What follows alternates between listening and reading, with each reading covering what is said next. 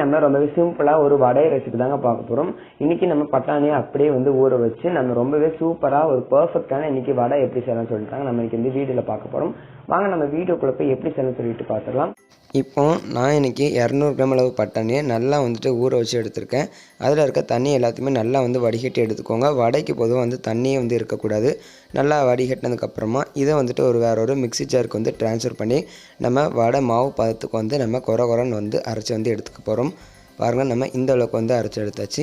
இப்போ இது கூட வந்துட்டு ஒரு தேவையான அளவு வந்து உப்பு வந்து ஆட் பண்ணிக்கோங்க. அதுக்கப்புறமா ஒரு மீடியம் சைஸ் அளவு பெரிய வெங்காயத்தை இந்த மாதிரி சின்னதாக கட் பண்ணி வச்சுருக்கேன். அதை இது கூடவே வந்து ஆட் பண்ணிக்கலாம். அதுக்கப்புறமா ஒரு கைப்பிடி அளவு கருவேப்பிலை, அதுக்கப்புறமா காரத்துக்கு ஏற்ப மிளகாய். நான் இன்றைக்கி ஒரு பச்சை மிளகாய் வந்து ஆட் பண்ணியிருக்கேன். கொஞ்சமாக வந்துட்டு இஞ்சி சின்னதாக கட் பண்ணி வச்சுருக்கேன். அதையும் இது கூட வந்து ஆட் பண்ணிக்கலாம். ஆட் பண்ணிவிட்டு நல்லா வந்து எல்லாத்தையும் சேர்த்து நல்லா வந்து மிக்ஸ் பண்ணி இந்த மாதிரி வந்து நம்ம உருண்டைகளாக வந்து உருண்டை பிடிச்சி வந்து வச்சுக்க போகிறோம். அப்போ தான் நம்மளுக்கு எண்ணெயில் போடுறதுக்கு வந்து கரெக்டாக இருக்கும். இதே மாதிரி எல்லா உருண்டைகளும் பிடிச்சி வந்து எடுத்துக்கோங்க. இப்போ ஆயில் நல்லா வந்து ஹீட் ஆகிடுச்சு.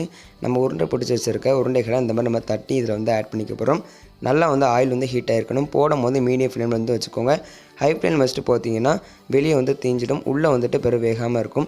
அதனால் மீடியம் ஃப்ளேமில் வச்சுட்டு நம்ம உருண்டை பிடிச்சி வச்சுருக்க வடைகளை இந்த மாதிரி தட்டி வந்து ஆட் பண்ணிக்கலாம்.